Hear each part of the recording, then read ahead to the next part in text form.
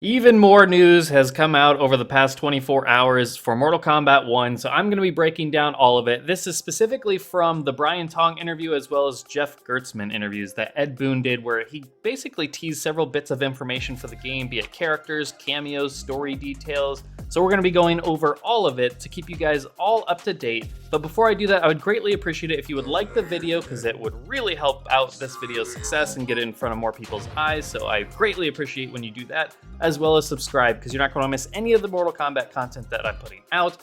I've been doing it for over 8 years now. We do podcasts, we do live streams, all about Mortal Kombat, as well as cover all things Mortal Kombat 1, just like we did with 11 and X. So you're not going to miss any of it. So trust me, go ahead and subscribe and like the video. Greatly appreciate it. Now let's get to the content, because that's what you're all here for. Okay, first up, we have the Jeff Gertzman interview. What we learned from this interview is that they were planning to make Injustice 3 after Mortal Kombat 11, but they wanted to switch to a newer engine, which in itself is a heavy lift that takes a good 2 years of work just to implement, which we now know is the Unreal Engine 4. Then COVID happened, so that plus the task of switching engines would have likely meant a 7-year gap between Mortal Kombat 11 and the next Mortal Kombat game, which they felt was too long, so they skipped Injustice 3 in favor of doing Mortal Kombat 1. Awesome. For us Mortal Kombat fans, that was great news, so that was a great call. Ed also goes on to mention that the marketing for Mortal Kombat 1 will be even more condensed than Mortal Kombat 11's was, so expect reveals to happen pretty quickly with several game modes and characters to come. Jeff brings up Natara, and Ed says people are going to be surprised at how deep the roster will go for character choices. Stryker's name was mentioned, and Ed compared him to Meat and Mocap, so it sounds like they still think of him as a bit of a joke character, unfortunately. Though Ed did point out for the cameos, which we now know Stryker is one of them, that they will be including more of these obscure characters, even so far as to say way deeper than Stryker, so that's interesting. In regards to the roster, Ed further elaborates and says that the story dictated who is main roster and who is a cameo, with the cameos essentially being non-canon to the story.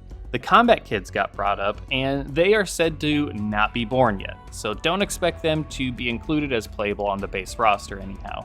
On the subject of classics, Ed talks about how the cameos will have classic fatalities, as we've seen with Kano, Jack, Sonya, and Sub-Zero already. They wanted to do team fatalities, but when first attempting it, they realized they started to feel generic, just like the creative fatalities from Mortal Kombat Armageddon, so they pivoted to the cameos having their own fatalities. So I think that was a good call. We also learned that Outworld is no longer like we've seen it and known it before. Rather than dark and dingy, it is now pretty. So expect realms to be different than we know them to be. Still familiar, but with a new spin on them. And then the conversation switches a bit, and Ed actually confirms that Mortal Kombat 1 will feature modern controls. These are accessibility options for those who have trouble doing the specials. We all have that friend that's just not good at fighting games. So this will be more catering towards them, or have those who have specific needs, like with disabilities. So this is a great feature. I think this is really awesome for them to implement. When talking about additional modes, Ed does deconfirm chess combat, puzzle combat, motor combat, but he says that the new mode that they do have, a new side mode, is very cool, and he's excited about it. Right now, their focus is mainly on the basics with the new engine before going with any grander side stuff like that. Now we switch over to the Brian Tong interview. Ed elaborates a bit more on what Mortal Kombat 1's premise is. We know it's a reboot, but Ed makes it more clear that the point is the same toys, but in a completely different sandbox.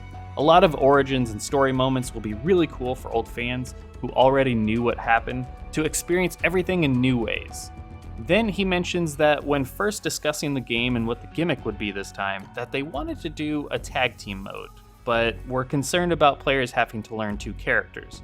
So then they thought about having each character having their own assist feature tied to them, like Kung Lao having his hat spin around him or Sonya with a drone, but found it difficult to come up with unique things for each character. So instead, Ed came up with this idea of cameos, as we see them now.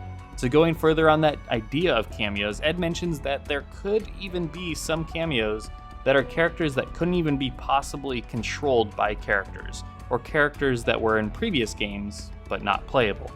Motaro comes to mind when he says this, even though, this is just my speculation, even though he was playable in Trilogy and Armageddon, missing his second pair of legs in the latter, so perhaps this is their workaround. I think Motaro would be a great cameo because he's just always been a character that's been a pretty big part of the original trilogy, but, you know, rarely ever playable or because of just the technical limitations. So that would be awesome.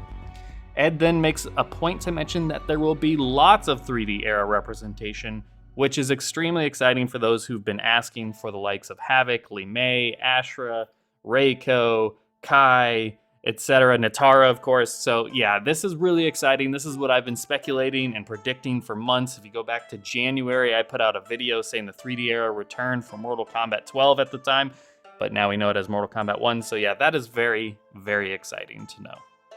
And there you have it. Now you're caught up on all the information in regards to Mortal Kombat 1. As long as you've seen my previous 2 videos where I've broken down previous interviews and all the things that we learned from the hands-on, from the pro players, now you're caught up. So check those out if you haven't already. And yeah, there's just so much news coming out in rapid fire for this game. Like Ed said, it's going to be even more condensed than it was for Mortal Kombat 11. So we're getting so much news just right out of the gate, which is very exciting for us Mortal Kombat fans, because we've been waiting for so long for anything for another NetherRealm Studios game. 4 years. It's insane just how long it's been, but now we're finally in the home stretch. We're in the last leg of the race, and let's enjoy it. I'm so excited. So first of all, I want to thank Natsoff for compiling a lot of this information from the interviews. It really helps me out, so awesome job.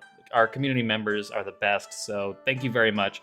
As for some of my thoughts on this information, I am obviously over the moon excited about the 3D era representation taking up, just being more on the roster and more in the game in general, giving these characters that we've been waiting for so long. Havoc, Natara, Li Mei, Ashra, Reiko, Kai, Hotaru. You know, like, there's just so many great characters still of that era. Shijinko, like, there's, like, excuse me, Kenshi. Kenchi's my second favorite character. And Quan Chi is a lot of people's, you know, a lot of people love Quan Chi. Tanya's another great one. Fujin, you know, we waited forever for Fujin. So I am so excited to see so many other characters get a chance in this game. And this is the game where you want these you want your favorite character to be in this game. I honestly think, just my honest feelings, I don't feel like I'm just buying into hype or anything. I hope not anyways. I've been following Mortal Kombat since the original one when I was a kid in 1993, 1994. I've been a fan since then, but I've been following Mortal Kombat like closely, like up until every release since Deadly Alliance in 2001. I've been online in the message boards, you know, daily, you know, with Mortal Kombat Deadly Alliance, Deception, Armageddon, versus DC, Mortal Kombat 9, X, 11, and now this. Like, there's not been a Mortal Kombat game since Deadly Alliance that I haven't been around for, you know? So in terms of just being there for all the news and all the excitement, all the speculation, anticipation, and I have to honestly tell you, I've been excited for every single one to some degree, but this is the one that it feels like is really answering or responding to a lot of our feedback. I've been saying for years now, I want more of the art style where just the colors really pop and it looks vibrant and exciting and it's just more stylistic, you know? Go for a real art style instead of trying to make it realistic or dark and grungy. Like, I want, it looks beautiful. I think this game absolutely blows Mortal Kombat 11's visuals out of the water. Maybe not from a photorealistic, you know, fidelity type of thing, but just from just the deep, like the artistic detail. It just looks so good. And the gameplay being a love letter to Mortal Kombat 9, as the pros have put it, has me insanely excited because Mortal Kombat 9 was so much fun. So give us those combos back and the creativeness. And yeah, I honestly think this could be one of the best. I've been predicting for months that this could be one of the best Mortal Kombat games, like right up there with Ultimate Mortal Kombat 3, Mortal Kombat 9, Mortal Kombat Deception. I think this is going to be right up there alongside them. So yeah, I'm incredibly excited, and this has the potential to even be the best Mortal Kombat. Nostalgia aside, this has the potential. We'll see if they stick the landing with everything, and once we actually get our hands on it and give it time. Obviously, it's a little bit too soon to say that, but I think it has the potential. So I'm insanely excited. Let me know what all of you think based on all the information that we've learned. Some more character teases, no combat kids, some more obscure cameos, maybe even Motaro, something crazy like that. So yeah, let me know in the comments below what you're all feeling based on this, another, news, another bit of news, and I'll stay on top of it. Let me know in the comments below. Like the video, once again, it greatly helps me. I appreciate it, and subscribe. I'll catch you all very soon.